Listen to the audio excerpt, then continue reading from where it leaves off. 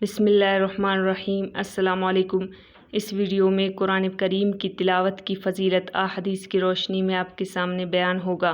حدیث میں ہے، رسول کریم صلی اللہ علیہ وسلم نے فرمایا، جو شخص قرآن مجید کا ایک حرف پڑھتا ہے تو اس کو ایک حرف پر ایک نیکی ملتی ہے، اور نیکی کا قاعدہ یہ ہے کہ اس کے بدلے 10 حصے ملتے ہیں، اور میں الف لام میم کو ایک حرف نہیں کہتا، بلکہ الف ایک حرف ہے، لام ایک حرف ہے اور میم ایک حرف ہے۔ اس حساب سے ان 3 حرفوں پر 30 نیکیاں ملتی ہے۔ اسی طرح ایک اور حدیث شریف میں ہے، تم میں سے کوئی بھی اپنے پروردگار سے جس وقت بھی گفتگو کرنا چاہے تو اسے چاہیے کہ قرآن مجید پڑھے، یعنی قرآن مجید کی تلاوت کرنا گویا کہ اللہ تعالیٰ سے بات چیت کرنا ہے۔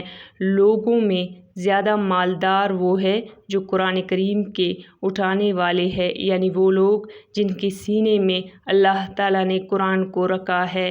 حضرت حسن بصری رحمہ اللہ علیہ سے روایت ہے کہ ایک شخص حضرت عمر رضی اللہ عنہ کے دروازے پر بہت آتا تھا۔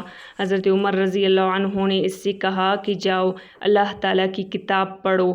وہ شخص چلا گیا اور پھر نہیں آیا۔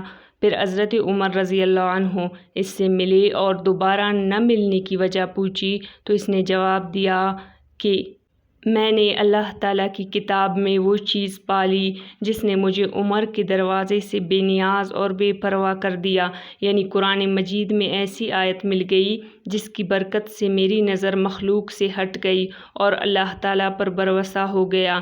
تمہارے پاس دنیا کی ضرورت لے کر آتا تھا، اب آ کر کیا کروں گا؟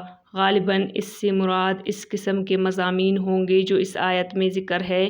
آیت کا ترجمہ یہ ہے کہ تمہاری روزی آسمان ہی میں ہے، اور جس چیز کا تم سے وعدہ کیا ہے وہ بھی آسمان میں ہے، یعنی تمہاری روزی اور سب کاموں کا بندوبست ہمارے ہی دربار میں ہوتا ہے، پھر دوسری طرف متوجہ ہونے سے کیا فائدہ۔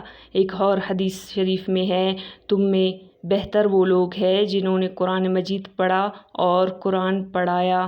یہ تھی قرآن پاک کی فضیلت پر چند احادیثات۔ مزید اسلامی معلومات کے لیے چینل کو سبسکرائب ضرور کریں، ویڈیوز کو ثواب کی نیت سے شیئر کریں۔ اللہ حافظ۔